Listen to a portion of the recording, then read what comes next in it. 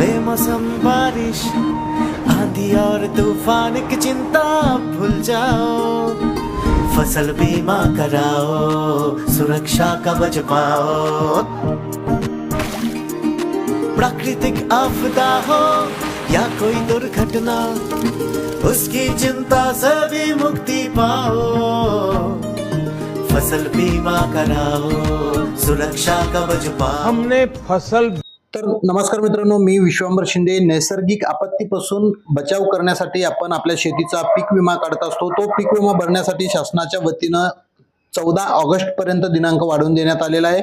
तर तो पीक विमा आपण सीएससीच्या माध्यमातून कशा पद्धतीने भरू शकतो, काय काय कागदपत्र त्यासाठी लागतात, याची संपूर्ण माहिती या व्हिडिओमध्ये बघणार आहोत। म्हणून आपल्या चॅनलवरती पहिल्यांदा आला असाल तर चॅनलला सबस्क्राईब करून ठेवा, अशीच नवनवीन माहिती तुम्हाला भेटत राहते। चला मित्रांनो, व्हिडिओ सुरू करूया। तर मित्रांनो, कॉम्प्युटरच्या स्क्रीनवर यायचं आहे, त्यानंतर गुगल क्रोम ब्राउझर ओपन करायचं आहे आणि आपल्याला यामध्ये सर्च करायचं आहे सीएससी फसल बीमा। अशा पद्धतीने सर्च करून आपल्याला एंटर बटनवर क्लिक करायचं आहे। जी वरची 1 नंबरची वेबसाईट येईल सीएससी लॉगिन, यावर क्लिक करायचं आहे। त्यानंतर सीएससी कनेक्टवर क्लिक करायचं आहे आणि तुमचा सीएससी आयडी पासवर्ड जो असेल तो सीएससी आयडी पासवर्ड या ठिकाणी टाकायचा आहे। खाली दिलेला कॅप्चर टाकायचा आहे आणि साइन इन बटनवर क्लिक करायचं आहे। अशा पद्धतीने तुम्ही आता लॉग इन व्हाल। वरती सर्वप्रथम आपल्याला आपलं राज्य या ठिकाणी निवडायचं आहे, महाराष्ट्र, आणि खरीप प्रधानमंत्री फसल बीमा योजना 1 नंबरचा ऑप्शन क्लिक करून सबमिटवर क्लिक करायचं आहे। या ठिकाणी आता आपल्याला असा इंटरफेस येईल। ॲप्लिकेशनवर क्लिक करायचं आहे आणि ॲप्लिकेशन फॉर्म जो 1 नंबरचा ऑप्शन आहे यावरती क्लिक करायचं आहे। त्यावर क्लिक केल्याच्या नंतर अशा प्रकारचा इंटरफेस आपल्याला येईल। आता सर्वप्रथम आपल्याला या ठिकाणी बँक डिटेल जे आहेत ते शेतकऱ्याचे भरून घ्यायचे। बघू शकता या ठिकाणी बँक डिटेल भरायचे। सर्वप्रथम महाराष्ट्र आलेले आहे। आता आपल्याला जिल्हा निवडायचा आहे, ज्या जिल्ह्यातली बँक असेल तो जिल्हा निवडा। त्यानंतर बँक कोणती आहे त्या बँकेचं नाव यामध्ये आपल्याला निवडायचं आहे आणि बँकेचं नाव निवडल्याच्या नंतर ती ब्रांच कुठली आहे, म्हणजे कोणत्या गावामध्ये आहे ती ब्रांच, कोणती आहे ती ब्रांच या ठिकाणी आपल्याला निवडायची। अशा पद्धतीने ब्रांच निवडून घेतल्याच्या नंतर सेव्हिंग अकाउंट नंबर 2 वेळा टाकून आपल्याला कन्फर्म करायचे। म्हणजे आधीच्याही कप्प्यात तुम्हाला अकाउंट नंबर टाकायचा, सेम तोच account number confirm saving account number या ठिकाणी देखील टाकायचा आहे। तर मी या ठिकाणी सेव्हिंग अकाउंट क्रमांक टाकून घेतो। अशा पद्धतीने सेव्हिंग अकाउंट क्रमांक टाकून घेतल्याच्या नंतर आपल्याला चेक बँक डिटेल आणि कंटिन्यू यावर क्लिक करायचे। बघू शकता बँकेचे डिटेल कन्फर्म झालेले आहेत आपल्याला। आता स्क्रोल करून घेतो मी थोडंसं आणि या ठिकाणी 2 नंबरचा ऑप्शन आहे फार्मर डिटेल, म्हणजे शेतकऱ्याचे तपशील। या ठिकाणी शेतकऱ्याचं नाव सर्वप्रथम बँक पासबुक प्रमाणे टाकायचं, त्याच्यानंतर आधार कार्ड प्रमाणे टाकायचंय आणि आधार कार्ड नंबर व्हेरीफाय करायचा आहे। आता प्रत्येक वर्षी हा शेतकरी विमा भरतो, त्यामुळे सर्व डिटेल यामध्ये ऑटोमॅटिक आलेले आहेत, नाहीतर आपल्याला भरून घ्यायचे। ऑनलाईनला सेम नाव असेल तर आधार क्रमांक अशा पद्धतीने व्हेरीफाय झालेला असेल। आधार क्रमांक व्हेरीफाय झाल्याच्या नंतर तुम्हाला रिलेशन खाली निवडायचे, म्हणजे पत्नीचा विमा भरत असतील तर पतीचं नाव आणि माणसाचा असेल तर केअर ऑफ वाईफ ऑफ मध्ये नाव टाकू शकता। त्यानंतर शेतकऱ्याचा मोबाईल क्रमांक, चालू मोबाईल क्रमांक या ठिकाणी टाकून व्हेरीफाय यावर क्लिक करायचंय। या ठिकाणी आता हा कॅप्चर टाकून आपल्याला व्हेरीफाय करायचंय। त्यानंतर मोबाईलवरती एक OTP पाठवला जाईल, तो 6 अंकी OTP आपल्याला या ठिकाणी टाकून सबमिट करायचे। आता या ठिकाणी 6 अंकी OTP येईल, तो टाकल्याच्या नंतरच तुम्ही OTP टाकून सबमिट केल्यावरच तुम्ही पुढचा फॉर्म भरू शकणार आहात। सबमिटवर क्लिक करायचं, मोबाईल नंबर व्हेरीफाय झाला। या ठिकाणी जेंडर निवडायचे, मेल फिमेल आहेत, कास्ट कॅटेगरी कोणती आहे, फार्मर डिटेल, फार्मर टाईप, ह्या सर्व गोष्टी तुम्हाला भरायच्या आहेत अशा पद्धतीने। त्यानंतर रेसिडेंटल ॲड्रेस तुम्हाला या ठिकाणी टाकायचा आहे। शेतकरी सध्या कुठं राहत असलेले तपशील यामध्ये भरायचे। तर तुम्ही बदलू शकता, तुम्ही जर इतर ठिकाणी राहत असाल तर तो पत्ता तुमचा आधार कार्ड प्रमाणे यामध्ये टाकायचा आहे। अशा पद्धतीने मी पत्ता या ठिकाणी बदलून घेतलेला आहे। रेसिडेंटल म्हणजे सध्या राहत आहात तो पत्ता या ठिकाणी तुम्हाला टाकायचा आहे. त्यानंतर या ठिकाणी नॉमिनी तुम्ही खाली जोडू शकता. पिनकोड टाकून घेतला मी आता बघू शकता खाली तुम्हाला नॉमिनी डिटेल दिलेलं आहे. त्यामध्ये तुम्ही नॉमिनी डिटेल देखील भरू शकता. अशा पद्धतीने तुम्ही नॉमिनी डिटेल भरू शकता किंवा डिक्लेअर नॉमिनी लेटर यावर क्लिक करून सेव्ह आणि कंटिन्यू वर क्लिक करू शकता. सेव्ह आणि कंटिन्यू वर क्लिक केल्याच्या नंतर बघू शकता आता क्रॉप डिटेल 3 नंबरचा ऑप्शन आहे. म्हणजे शेतीचे तपशील आपल्याला भरायचे. क्रॉप डिटेल म्हणजे तुमची शेती कोणत्या जिल्ह्यात कोणत्या तालुक्यात आहे ते निवडायचे. आता या ठिकाणी जिल्हा निवडायचा आहे.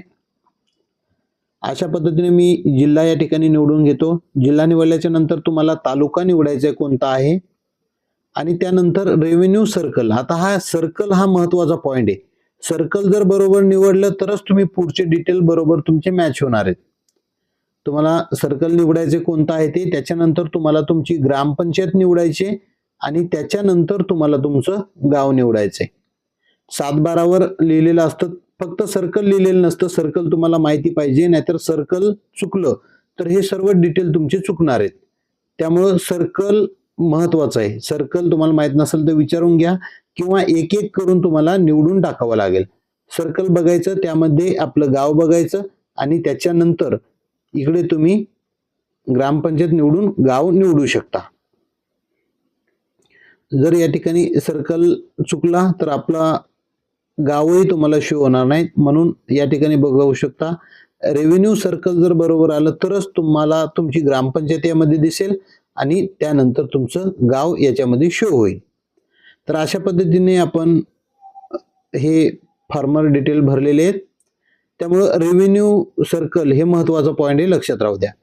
त्यानंतर आपल्याला कोणतं पीक घ्यायचं आहे त्याची निवड तुम्हाला यामध्ये करायची.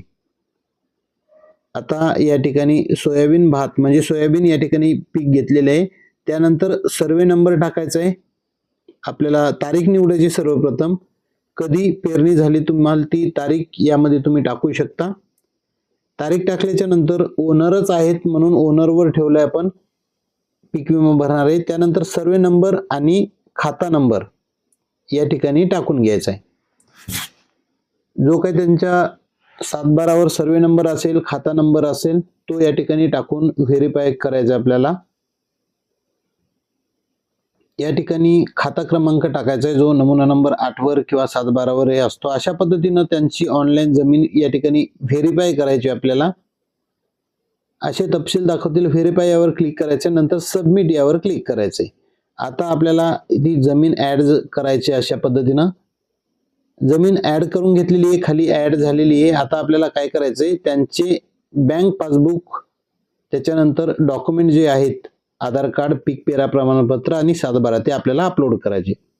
या ठिकाणी सर्वप्रथम बँकेचं पासबुक त्यांचं मी अपलोड करतो. अपलोड केल्यावर राईट चिन्ह येईल अशा पद्धतीनं. आता युअर लँड रेकॉर्ड, आता या ठिकाणी त्यांची 7/12 मी अपलोड करतो. डिजिटल 7/12 डाउनलोड केलेली आहे ती अशा पद्धतीने मी या ठिकाणी अपलोड करतो आणि अपलोडवर क्लिक करायचे. त्यानंतर या ठिकाणी शोविंग सर्टिफिकेट म्हणजे पीक पेरा प्रमाणपत्र जे आपण भरलेलं आहे ते या ठिकाणी अपलोड करायचे अशा पद्धतीनं. आणि टेनेंट सर्टिफिकेट म्हणजे भाडे तत्वावर दिलेली असेल तर टेनेंट सर्टिफिकेट असतं, पण स्वतः ओनरच आहे त्यामुळे या ठिकाणी मी आधार कार्ड अपलोड करणार आहे. कारण भाडे तत्वावर दिलेली नाही, स्वतः शेतकरी पीक विमा भरतोय म्हणून त्यांचा आधार कार्ड या ठिकाणी मी टाकून देतो. अशा पद्धतीने त्यांचं आधार कार्ड या ठिकाणी अपलोड करायचं बाकी आहे. अपलोडवर क्लिक करायचंय आणि त्यानंतर सर्व बरोबर भरल्यानंतर प्रिव्ह्यू एकदा करायचा आणि संपूर्ण फॉर्म तुम्हाला या ठिकाणी आता स्क्रोल करून बघू शकता, दिसू शकतो. अशा पद्धतीनं संपूर्ण फॉर्म भरल्यानंतर सबमिट वर क्लिक करतो आणि त्यानंतर तुम्हाला मेक पेमेंट यावर क्लिक करायचंय आणि CSC वॉलेटवर डायरेक्ट केलं जाईल. आता तुम्हाला या ठिकाणी CSCच्या वॉलेटमधून तुमच्या पासवर्ड टाकल्यानंतर आणि वॉलेट पिन टाकल्यानंतर पेमेंट कटणार आहे आणि हा पीक विमा जो आहे तो भरला जाणार आहे. अशा पद्धतीनं सुरुवातीला पासवर्ड टाकून घ्यायचा आहे, नंतर तुमचा वॉलेट पिन टाकायचा आहे. वॉलेट पिन टाकल्याच्या नंतर तुम्हाला रिसिप्ट जनरेट होणार आहे जी की पीक विमा भरल्याची पावती असणार आहे. तर अशा पद्धतीने पे केल्याच्या नंतर तुम्हाला सक्सेसफुली तुमचं ट्रान्झॅक्शन होईल. आणि त्यानंतर तुम्हाला प्रिंट करता येईल. तर या ठिकाणी अशा पद्धतीने कंट्रोल पी या बटनवर क्लिक करून तुम्ही त्याची प्रिंट काढू शकता.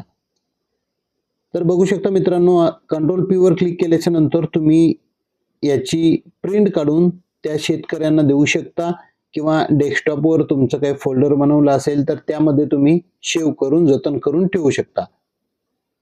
तर अशा पद्धतीने ती संपूर्ण पावती असेल तुमच्यासमोर दिसेल. तुम्ही याची पावती काढून त्या शेतकऱ्यांना देऊ शकता. तर अशा सोप्या पद्धतीने तुम्ही CSC केंद्राच्या माध्यमातून पीक विमा भरू शकता. व्हिडिओ आवडला असेल तर आपल्या चॅनलला सबस्क्राईब करायला विसरू नका. आपल्या मित्रांना जरूर पाठवा. भेटूयात पुन्हा एका व्हिडिओमध्ये. तोपर्यंत जय हिंद, जय महाराष्ट्र.